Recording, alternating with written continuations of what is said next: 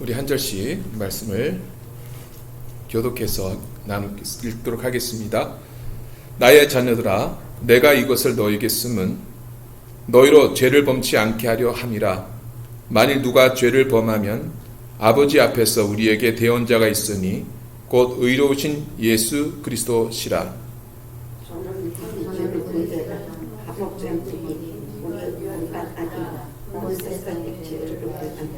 우리가 그의 계명을 지키면 이로써 우리가 저를 아는 줄로 알 것이요.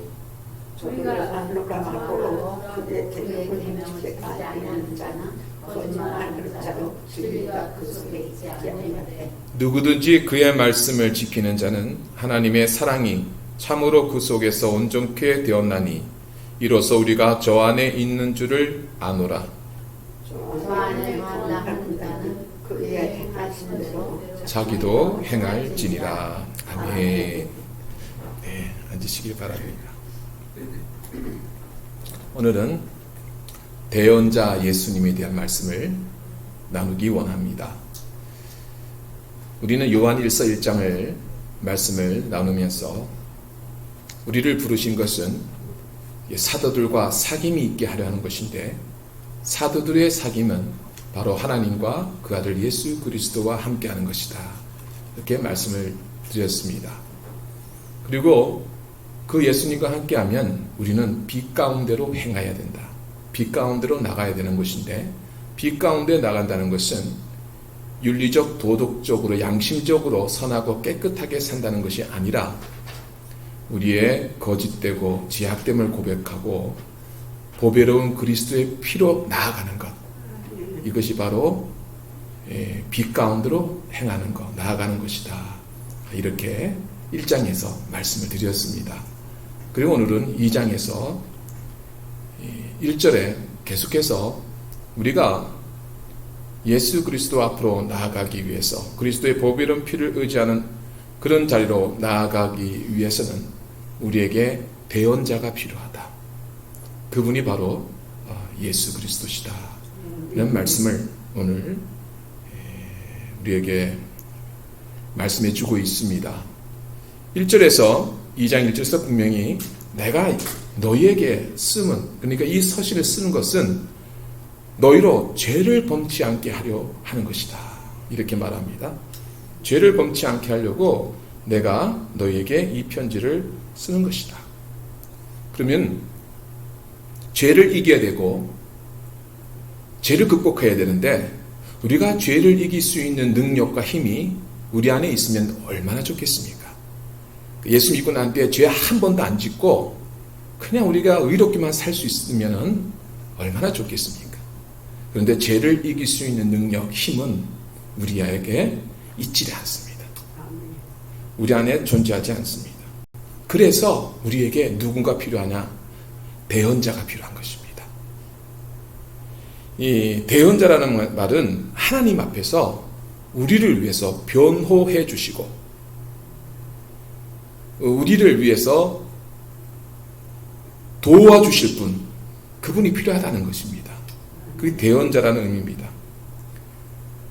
이 대언자라는 말은 헬라어로 파라클레토스라는 말인데, 이 말의 의미는 바로 누군가 우리 곁에 서서 우리를 도와주는 역할을 하는 것, 이제 그런 뜻이 있습니다.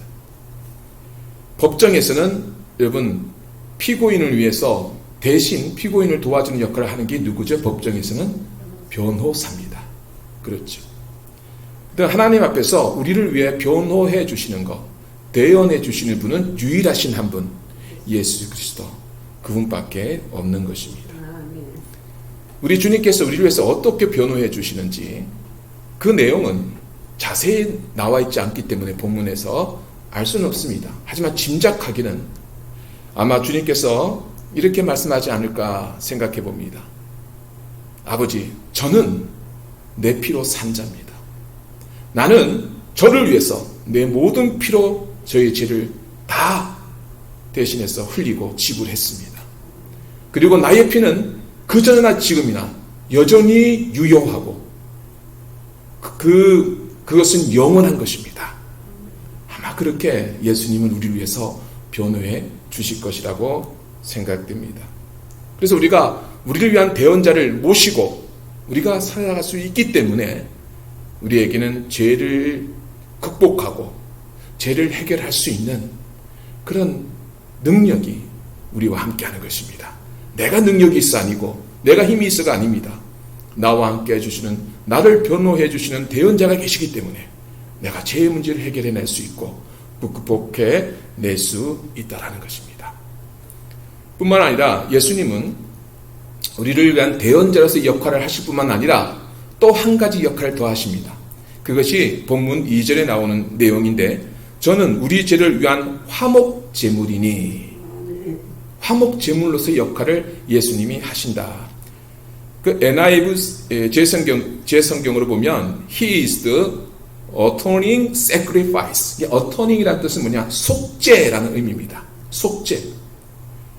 그러니까 예수님이 우리를 위한 속죄의 제물, 희생의 제물, 이제 그것이 되어 주셨다.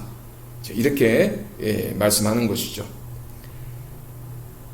우리의 죄를 위해 그분이 속죄의 제물이 되어 주시고 희생의 제물이 되어 주셔서 우리의 모든 죄를 그분이 다 지불해 내시고 감당해 내셨다라는 것입니다. 그렇기 때문에 우리가 예수님으로부터 말미암아 예수님으로 시작해서 우리가 죄에서 자유할 수 있고 죄를 이길 수 있는 그 길을 우리가 살아갈 수 있다는 것입니다.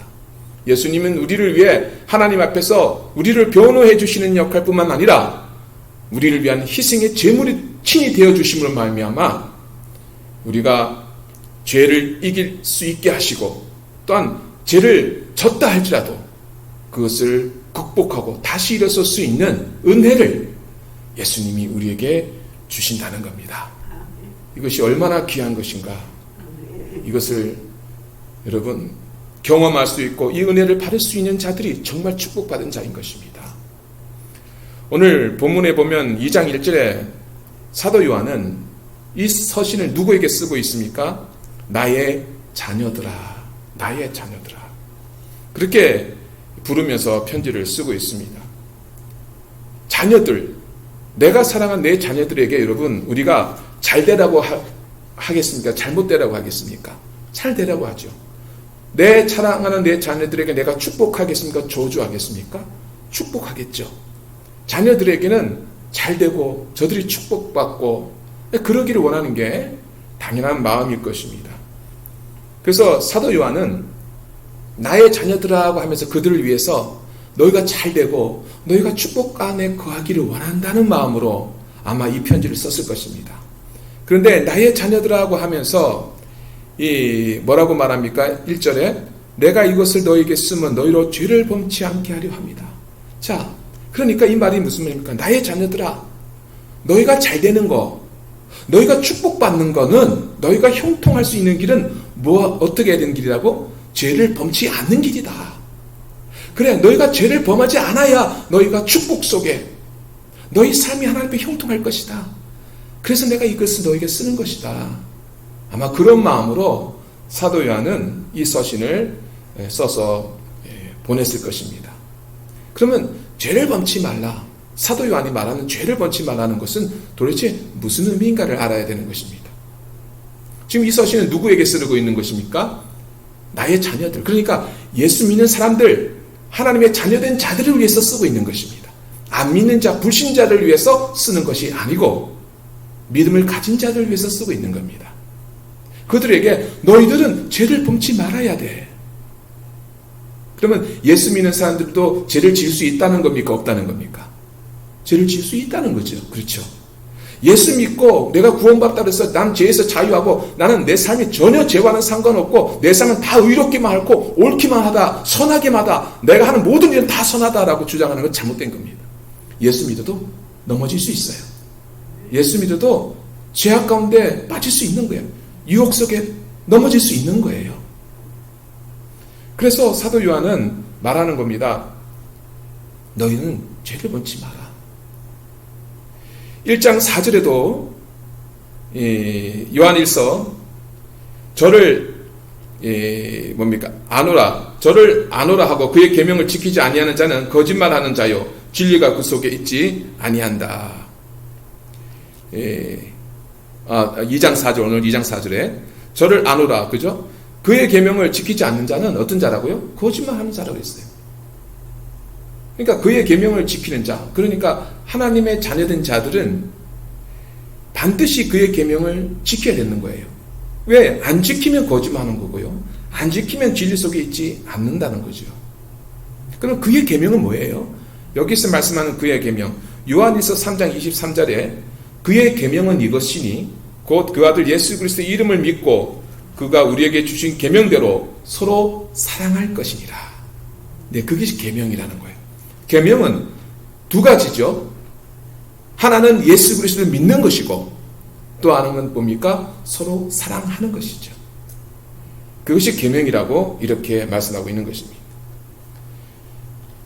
예수님께서 우리를 사랑하시기 위해서 말로만 하신 것이 아니라 우리를 사랑하시기 위해서 그 몸을 희생의 제물로 내어주신 거잖아요.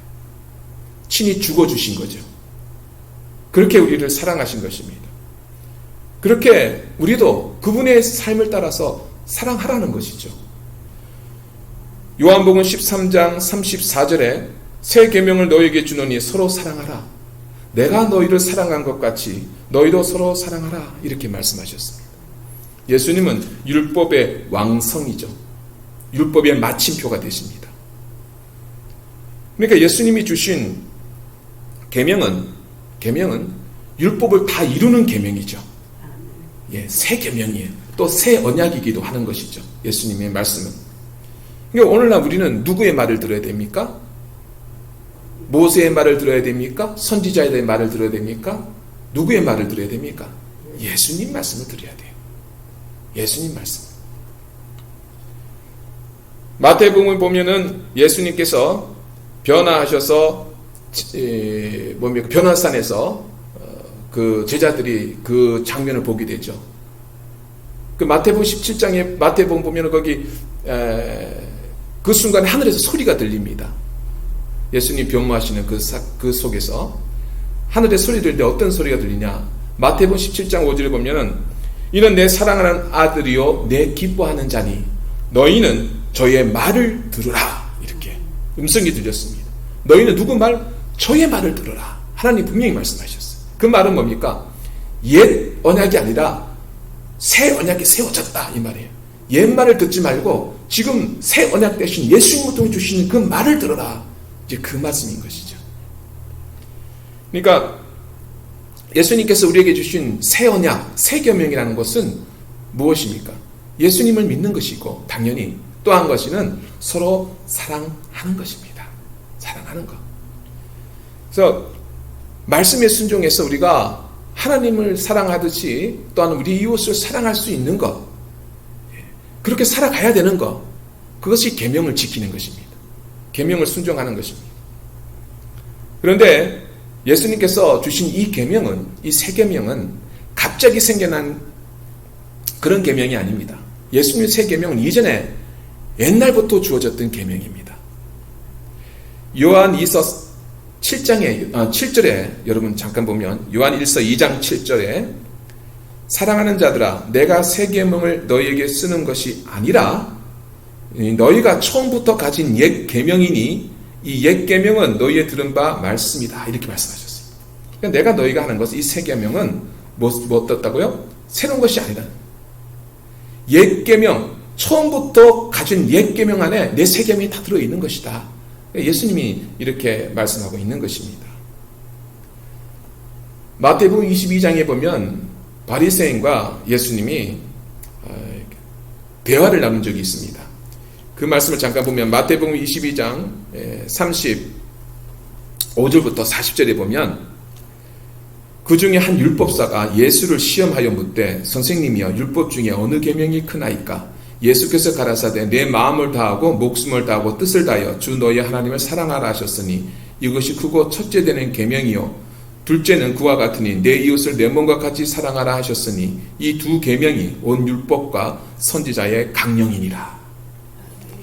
예수님이 시험하려고 이 바리새인들이 율법사가 물은 거죠. 어느 계명이 큰 겁니까? 예수님께서 하신 말씀이 뭡니까? 하나님을 사랑하듯이 내 이웃을 내 몸과 같이 내 이웃을 사랑하라는 거예요. 그것이 온 율법의 완성이라고 하는 것이죠. 그러니까 율법사들은 옛 계명을 생각했는데 그 옛 계명은 결국은 하나님을 사랑하고 이웃을 사랑하는 계명 안에 다 들어있는 것이다. 그러니까 예수님이 그렇게 말씀한 거예요. 그게 율법의 완성이다. 자, 그러면 여러분, 율법을 어기면 어떻게 되는 거예요? 율법을 지키지 않으면 어떻게 되는 거죠? 야고보서 2장 10절에 누구든지 온 율법을 지키다가 그 하나에 거치면 모두 범한 자가 되니라 그랬습니다. 그러니까 율법을 다 지켜야 되는데 그 중에 하나도 안 지키면 율법 다 범한 게 되는 거예요. 평생 지켰는데 하루 안 지켜도 어떻게 되는 거죠? 다 범한 게 되는 거예요. 그렇기 때문에 우리가 온 힘과 온 정성과 노력을 다해서 집중해서 율법을 지켰다 할지라도 혹시나 잘못해서 그 한 가지를 우리가 어기게 되면 다 허사가 되고 마는 것이죠. 그래서 평생 죽을 때까지 율법을 다 지킬 수 있는 자가 세상에는 없는 것입니다. 예수님 주신 계명을 온전히 지킬 수 있는 존재는 이 땅에 없다라는 것이죠.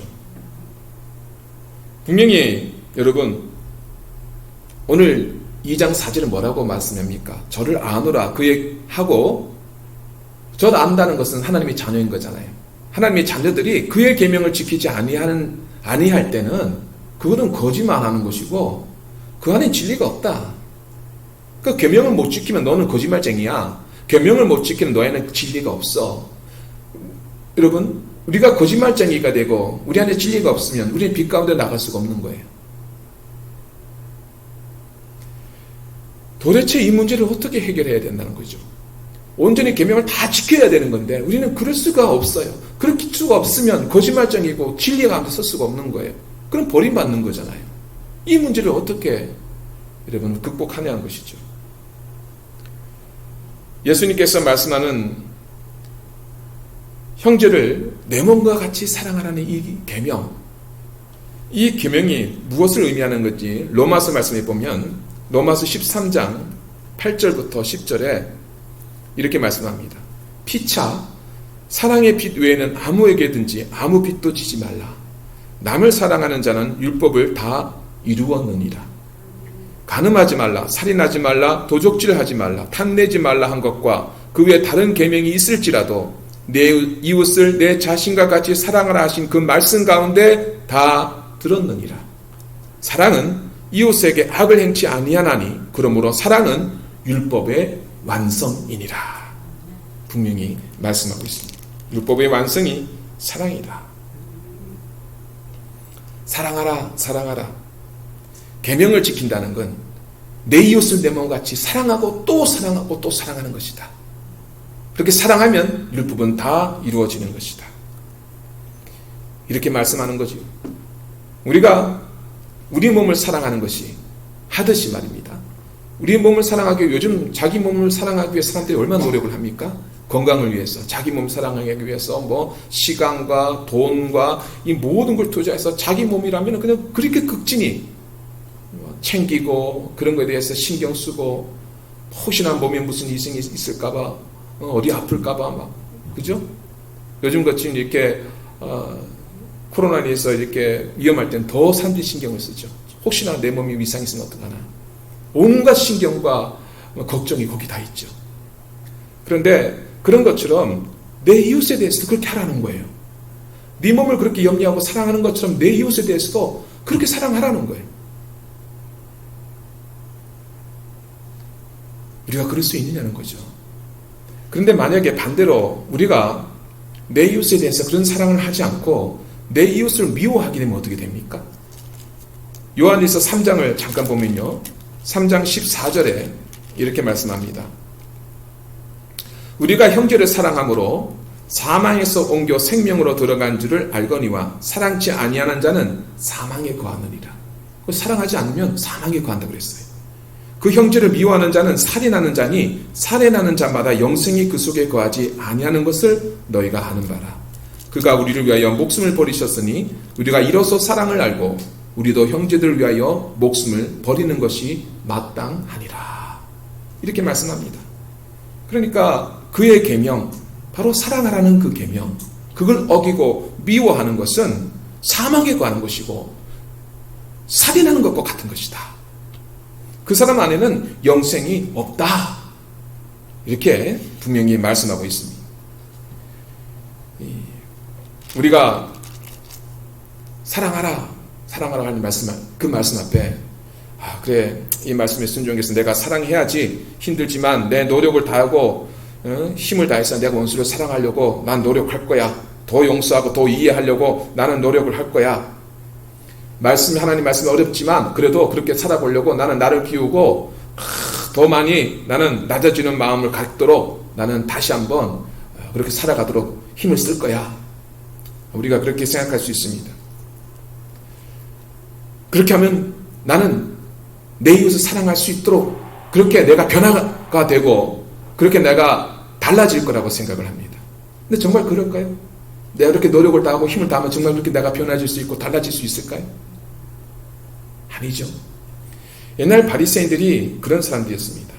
그들은 율법을 말하는 걸 좋아하고 율법을 배우는 것을 자랑스럽게 여겼습니다. 그런데 예수님이 성전에 가서 가르치고 하니까 아니 저 율법도 모르는 사람이 배운 적도 없는 사람이 왜 사람들을 가르치고 그래? 막 예수님 너무 미운 거예요. 저 사람이 성전을 모독했다. 막 여러 가지 죄를 갖다가 씌우면서 예수님을 죽이려고 했던 것이죠. 그런 자들은 진정한 율법이 말하는 의미가 뭔가를 몰랐어요. 누가복음 10장에 보면 선한 사마리아인에 대한 비유의 말씀이 나옵니다. 예수님께서 그 선한 사마리아인 비유를 쭉 말씀하시고 난 뒤에 거기에 있는 바리새인들에게 예수님이 말씀하셨죠. 너에겐 내가 생각엔 누가 이 사마리아에게 강도 맞는 자 이웃이겠느냐. 전 지금 예수님이 누구 들으라고 하는 얘기요? 바리새인들 들으라고 하는 얘기예요. 그런데 그것을 들을 때 그들의 마음에 뭡니까? 찔림이 있었던 거예요. 그런데도 그거를 듣지 않았죠. 그래서 정말 선한 사마리아인으로서 정말 제약 가운데 죽어 마땅한 우리를 위해서 찾아오신 진정한 참 선한 사마리아 되신 예수님을 죽이려 했던 거예요. 그들이. 그런 자들이 바리새인인 것입니다. 그러니까 내 노력으로, 내 힘으로, 내 의지로는 될 수 없는 거예요. 바리새인도 그렇게 살려고 했어요. 그렇게 살려고 했지만 정말 참 생명의 빛 되신 분이 오셨을 때는 그분을 죽였잖아요. 그러면 죄를 범하지 말라, 계명을 다 지키라는 말의 의미는 여러분 무슨 의미일까요? 우리 힘으로 그 계명을 온전히 지키고 이웃을 진짜 내 몸같이 사랑하는 삶을 살아갈 수 있다라는 것이 아니라 우리는 그럴 수 있는 힘이 우리 가운데 없다라는 걸 깨달으라는 거예요. 예. 그래서 누가 필요한 거죠? 대언자가. 할렐루야. 우리의 화목제물, 희생의 제물 대신 그분이 필요하다는 거예요. 우리가 그렇게 살 수 있으면 왜 우리를 위한 대언자가 필요하고 우리 안에 희생의 제물이 왜 필요했겠어요? 내가 그렇게 살아갈 수 있는데? 못 사니까, 안 되니까 우리에게 대언자가 필요하고 우리의 희생의 제물이 필요하다는 거죠. 사도 요한은 그걸 말하고 싶은 거예요. 그걸 가르쳐주고 싶은 거예요. 우리가 할 수 있는 길은 뭡니까? 내 힘과 내 노력이 아니라 나를 위해 대언해 주시고 나를 위한 제물 되어주신 그분을 더욱 의지하는 거예요. 그분을 더 바라보는 거죠. 그분의 은혜를 더 갈급해 하는 거예요. 예수님은 율법의 마침이 되시고 완성이 된다는 거잖아요. 그렇기 때문에 우리가 예수님 믿으면 예수님 안에서 율법은 다 이루어진 거예요. 예수님 믿음고 영접하고 예수님과 함께하면 율법은 다 완성되어진 거예요. 예수님만이 율법을 이룰 수 있기 때문에. 이게 내가 하는 게 아니고 내 안에 계신 예수님이 나와 함께 하심으로 그것이 다 이루어지게 하시는 거예요. 그래서 우리는 믿음으로 그분을 바라보는 거예요. 그런데 그 믿음조차도 사실은 우리의 노력으로 된 게 아니잖아요. 그죠? 그 믿음조차도 하나님 주신 은혜예요. 그 믿음조차도. 그래서 2절에 저는 우리 죄를 위한 화목제물이니 우리만 위할 뿐 아니요 온 세상의 죄를 위하십니다. 그러니까 온 세상의 죄를 위하여 예수님이 우리에게 오셨다. 제물로 오셨다. 그 얘기를 하고 있는 것이죠. 근데 그것을 믿고 그분 앞에 나올 수 있는 것이 여러분 얼마나 큰 특권이고 축복이냐는 거예요. 이게 축복인 거예요. 이걸 알아들 수 있는 게 큰 여러분 우리에게 뭐라 그럴까요? 우리가 잘 되는 길이고 우리가 형통한 길인 것이요. 그것이 바로 허물과 죄로 죽었던 우리들을 우리의 대언자가 되시고 우리의 제물 되어주신 예수님이 오지 않았다면 우리는 아무것도 할 수 없었을 거예요. 에스겔서 말씀에도 우리가 알잖아요. 그 골짜기의 마른 뼈들이 어떻게 살아났습니까? 하나님께서 말씀을 대언하라 했을 때 그 말씀을 대언할 때 그 마른 뼈가 살아나고 하나님의 큰 군대가 되었잖아요. 마른 뼈가 할 수 있는 건 아무것도 없는 거예요. 대언했을 때 말씀이 들어갈 때 여러분 살아났다는 거죠. 우리가 할 수 있는 게 아무것도 없는 거예요. 하나님의 말씀이 생기가 되어 우리 안에 찾아오시고 성령의 기름 부으심이 우리 가운데 임하심을 통해서 우리가 살아나게 된 거예요. 그 은혜를 우리가 받게 된 것이죠. 경험하게 된 거예요.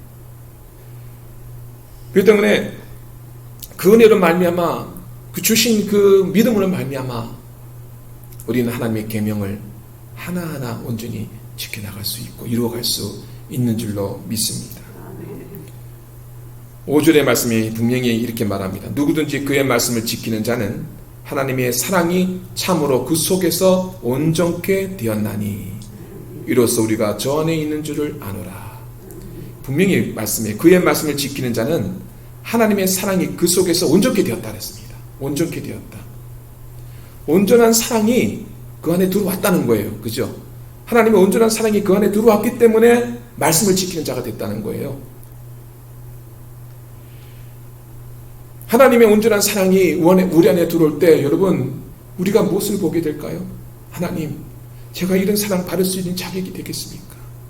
저 같은 죄인이 이 교만하고 약한 자가 이 더럽고 추한 자가 하나님 그 사랑을 정말 받을 수 있는 그런 아무것도 근거도 없는 나에게 하나님 그 온전한 사랑을 나에게 그 십자가의 사랑을 나에게 부어주셨다는 거 제가 뭐가 되기에 제가 뭐 아무것도 아닌데 저 같은 이 하찮은 존재를 그렇게 사랑해 주시고 그렇게 찾아주셔서 은혜 주시기를 원하셨습니까? 여러분 그것이 우리 안에 뭡니까? 하나님의 사랑이 온전케 되어졌다는 의미예요. 여러분 우리는 그것을 가지고 사는 거예요. 그래서 형제를 사랑하라고 하실 때 여러분 내 힘으로 내 노력으로 아니잖아요. 그 말은 십자가의 사랑을 말하는 거잖아요. 내가 어떤 자였고 어떤 가운데 있었던 자인데 하나님의 사랑이 나를 어떻게 만들어 주신 것을 알기 때문에 하나님이 그렇게 나를 사랑하셨다면 저 사람도 그 누군가도 하나님 나를 사랑한 것처럼 사랑하셨을 거고 나를 위해 흘린 피만큼 그들 위해서 피를 흘리셨을 텐데 그래서 내가 미워하고 증오하고 분노할 수 있는 그런 자격이라도 있을까 내가 그거를 여러분 우리가 깨닫고 알게 되어야 되는 거예요. 그래서 사랑하는 거예요. 내 힘과 내 노력이 아닌 그 십자가의 사랑이 나를 온전케 하셨기 때문에 나를 찾아오신 그 하나님의 사랑이 나를 온전케 해주셨기 때문에 내가 사랑하는 거고 내가 미워하지 않고 용서하고 긍휼히 여기는 거예요. 근데 그게 나의 힘입니까? 아니잖아요. 그 사랑의 힘이잖아요. 내가 가진 거 아니잖아요. 그 십자가의 은혜의 힘이잖아요. 그것이 나를 하게 그렇게 하게 하는 것이잖아요. 그래서 여러분 이 계명을 지키는 것은 무거운 것이 아닌 거예요. 가벼운 것이에요. 요한일서 5장에 보면 3절에 이렇게 말씀합니다. 하나님을 사랑하는 것은 이것이니 우리가 그의 계명들을 지키는 것이라. 그의 계명들은 무거운 것이 아니로다. 할렐루야. 무거운 것이 아니다 했습니다. 하나님 계명 지키는 건 무거운 거 아니다. 왜 무거운 게 아니에요? 내가 아는 거 아니니까. 내 힘과 내 노력을 내가 억지로 하면 얼마나 그게 무거워요. 얼마나 힘이 들어요. 그런데 내가 하는 게 아니고 그리스도의 사랑이 하나님의 십자가의 사랑이 나를 통해 하게 하시니까 이거는 무거운 게 아니고 가벼운 거예요. 하나님이 하는 것이니까. 나는 근데 하나님 하는 역할 통로가 되는 것 뿐이지 내가 하는 거 아니니까. 예, 그래서 가볍다고 하는 거예요. 무거운 것이 아니라고 하는 거예요. 계명을 지키는 건 무거운 게 아닌 이유가 여기 있는 것입니다. 로마서 8장 34절에 누가 정죄하리요? 죽으실 뿐 아니라 다시 살아나신 이는 그리스도 예수시니 그는 하나님 우편에 계신 자여 우리를 위하여 간구하시는 자시니라. 네, 그분이 우리를 간구해 주십니다. 어떻게 간구해 주실 거예요? 여러분 아시잖아요. 하나님, 저가 지금 죄를 짓고 저가 지금 용서하지 못하고 저가 미워하고 있는 거 하나님 용서하십시오. 내가 저를 위해서 이렇게 피를 흘리고 나의 피는 하염없이 그들을 위해서 영원히 변하지 않을 것입니다. 여러분, 그래서 우리는 그 안에서 다시 회복되고 또 그 은혜 안에서 다시 우리가 또 뭡니까? 하나님 은혜 안에서 다시 사랑하는 자리로, 섬기는 자리로 돌아오게 되는 거예요.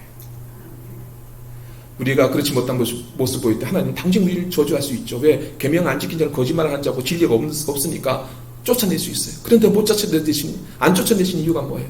그리스도의 보배는 피 때문이에요. 그분이 십자가의 사랑 때문이에요. 흘리신 사랑. 그것 때문에 하나님께서 우리를 안 쫓아내시는 거예요. 기회를 주시는 거예요. 다시 회복할 수 있도록 하나님 우리를 격려해 주시고 또 붙잡아 주시고 말씀을 주시고 성령으로 깨닫게 하시고 그렇게 해주시는 거죠. 그렇게 우리가 살아가는 것입니다. 히브리서 7장 22절에 이와 같이 예수는 더 좋은 언약의 보증이 되셨느니라.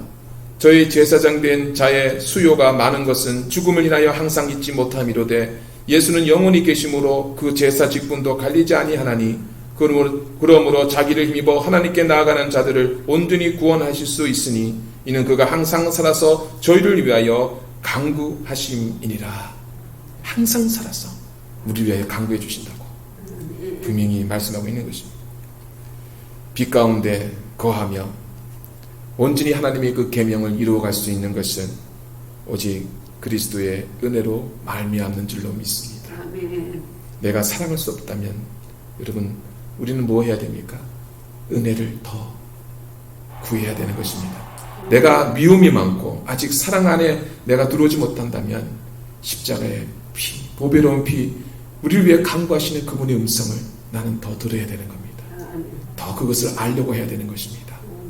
그럴 때 여러분 내가 가서 해야지, 안 되는 걸 억지로 내가 해야지가 아니고 그분의 피를 바라보고 그분의 말씀을 듣기를 좋아하고 그 십자가의 사랑 안에 내가 그 안겨있는 것, 그 안에 내가 나아가고 있는 것을 내가 또 깨닫고 할 때에 그리고 그 말씀 붙들고 내가 기도하고 그 안에서 내가 성령님의 도우심을 구하고 내가 간구할 때에 여러분 내 안에 하나님을 말미암아 그 힘이 생기고 그 능력이 일어나게 되는 것입니다.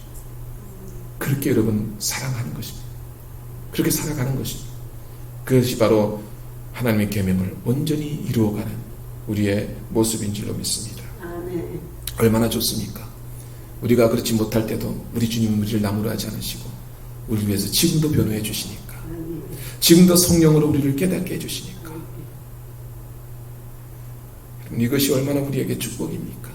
우리를 절대로 버리지 않으시고 외면하지 않으시고 날마다 우리에게 찾아주셔서 그 사랑의 길로 인도해 주시니 여러분 그 안에서 온전히 하나님의 그 말씀 하나님의 계명을 온전히 그리스도 안에서 이루어가며 하나님 앞에 섰을 때 여러분 그 기쁨으로 찬양할 수 있는 우리가 모두가 되기를 축복합니다. 우리 기도하겠습니다. 할렐루야. 조신 아버지 감사합니다. 오늘 하나님께서 주시는 귀한 말씀을 붙듭니다.